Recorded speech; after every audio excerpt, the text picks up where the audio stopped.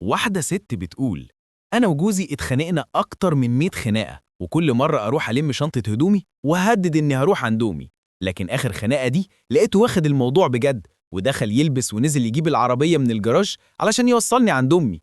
أنا اتصدمت وحسيت إنه بيتلكك أصلا شوية، ولقيته جيب العربية تحت البيت وبيركنها وطالع. جات لي فكرة قبل ما يطلع وعملت نفسي عندي هبوط ونمت نفسي على الأرض، وتخيلت بقى إنه هيدخل يتخضى عليا أو يجري يلحقني حتى. لكن اللي حصل إنه دخل ما ياخدش باله مني أصلا، ولقيته دخل المطبخ يعمل شاي وهو بيقول بصوت عالي: المؤمن بس اللي هيعمل لايك واشتراك ويكتب أي كلمة حلوة في التعليقات. البسي بقى لحد ما أشرب الشاي. وبقيت عايز أتحرك أو أعمل أي حاجة علشان ياخد باله مني، بس كان هيعرف إني بشتغل.